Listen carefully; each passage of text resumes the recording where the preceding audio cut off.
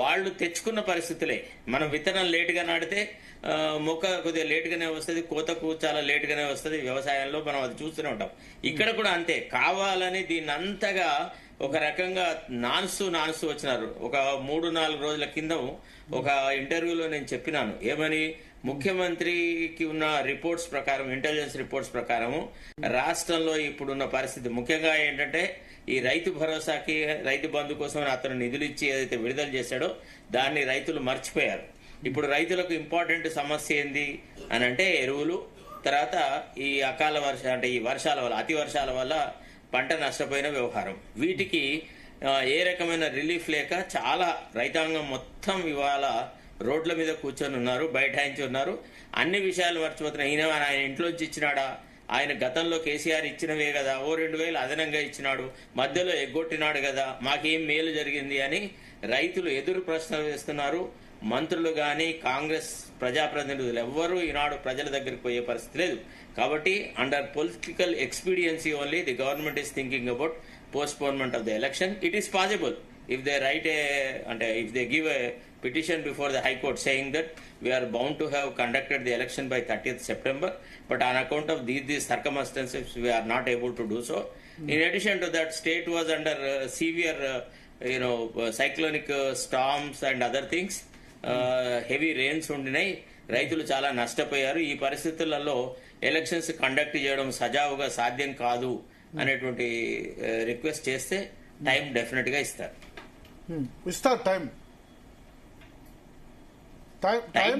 Time ఇస్తారు. ఇప్పుడు high court single judge కదా సార్ మొన్న ఇచ్చింది, single judge justice Madhav. So దాని మీద డివిజన్ బెంచ్ అప్పీల్కి వెళ్తారా, లేకపోతే అదే సింగిల్ జడ్జి సింగిల్ జడ్జి దగ్గర రిక్వెస్ట్ చేసుకోవాలి. దానికి అప్పీల్ ఎందుకు? వీళ్ళకి అగైనిస్ట్ గా ఏం లేదు కదా. ఇప్పుడు ప్రజాస్వామ్య రీతి లోపల ఎన్నికలను జరపడానికే కోర్టు ఆదేశాలు ఇవ్వాలి తప్ప ఎన్నికలను ఆపడానికి గాని, ప్రజాస్వామ్య ప్రక్రియను ఆపడానికి ఏ రకమైన ఆదేశాలు అంటే. కానీ ఇప్పుడు ఎంతకాలం ఆపుతారు? 1.5 year దాటింది. 1 సంవత్సరం నాకు తెలిసి పోయిన 2023 డిసెంబర్ 2024 జనవరిలో జరగాలి. ఇప్పుడు ఎన్ని నెలలు అయింది? 12 + 8 months, 20 months డిలే ఆల్మోస్ట్. ఇంకో 2 months అడుగుతారు, 2 months 3 months అడుగుతారు. కానీ ఇప్పుడు లోకల్ బాడీస్ కు రావాల్సిన కేంద్ర ప్రభుత్వ నిధులు ఆగిపోయినాయి. కేంద్ర ప్రభుత్వం రూపాయి ఇవ్వదు.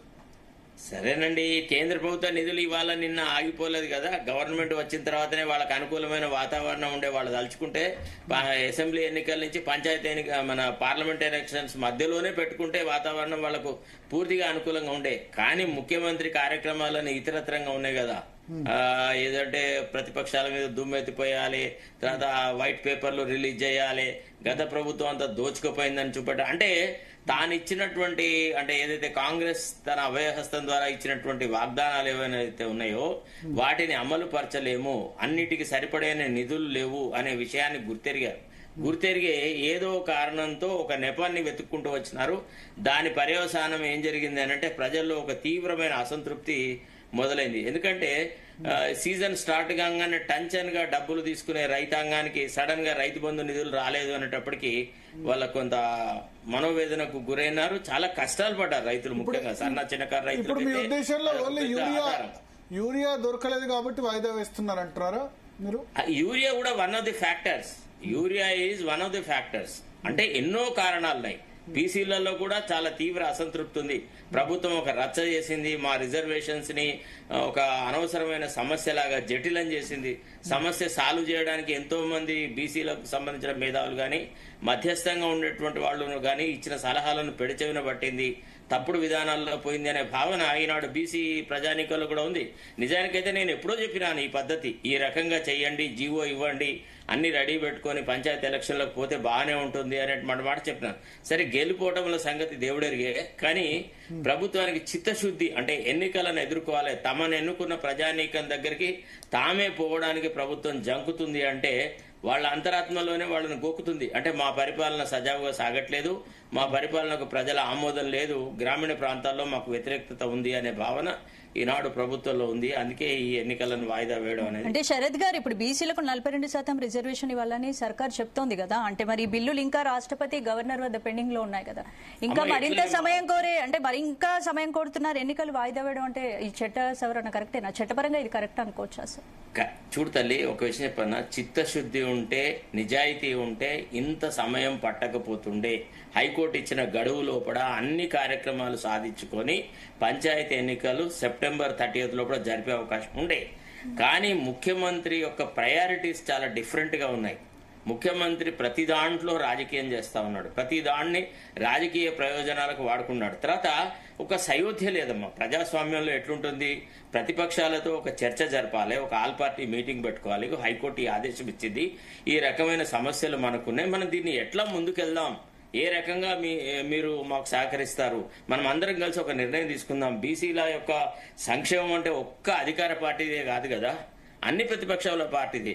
అంటే సామరస్యమైన వాతావరణంలో ఒక సమస్యను పరిష్కరించేటువంటి చిత్తశుద్ధి ముఖ్యమంత్రికి లేకపోవడం, విజ్ఞత లేకపోవడం, ఒక రకమైన ఆ నాయకత్వపు లక్షణాలు లేకపోవడం, ప్రతిదానికి ఇంకా కూడా ముఖ్యమంత్రి తను ఒక ప్రతిపక్ష నాయకుడు హోదాలో ఊహించుకొని అధిక అపోజిషన్ పార్టీస్ ని తిట్టడం అనేది అది ఉపయోగపడట్లేదు అనమాట. అది ఇట్ ఈస్ బూమరాంగింగ్ ఎవ్రీ స్టేజ్ లో.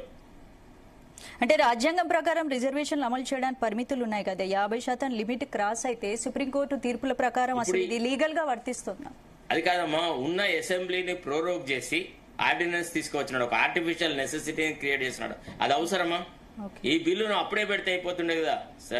అసెంబ్లీని కన్వీన్ చేసేసి ఇదే బిల్లు అప్పుడు పెట్టేసేసి ఆ బిల్లులోనే ఏకగ్రీవం సాధించుకొని, అంటే అన్ని ప్రతిపక్షాలతో ఆల్ పార్టీ మీటింగ్ పెట్టి ఏకాభిప్రాయ సాధన సాధించి చేస్తే అయిపోతుండే కదా. అట్లా ఎందుకు చేయలేదు? ఎందుకు ప్రోరోగ్ చేసేసి అసెంబ్లీ సమావేశాల్లో లేదు కాబట్టి ఆర్డినెన్స్ ఇచ్చే అవసరం ఉంది అని ఒక ఆర్టిఫిషియల్ నెసెసిటీ క్రియేట్ చేసి ఆర్డినెన్స్ ఇచ్చినారు. ఆ అవసరం ఏముంది సార్? ఇప్పుడు వే ఫార్వర్డ్ ఏంటి? బీసీలకు 42% రిజర్వేషన్ రావాలంటే ఎట్లా? ఇప్పుడు వాళ్ళు ఇప్పుడు మొదలేమో విద్యా ఉద్యోగాలకు సంబంధించి రాష్ట్రపతికి పంపించారు, రాష్ట్రపతి తన దగ్గర పెట్టుకున్నారు, దాన్ని ఆమోదించలేదు, రిజెక్ట్ చేయలేదు.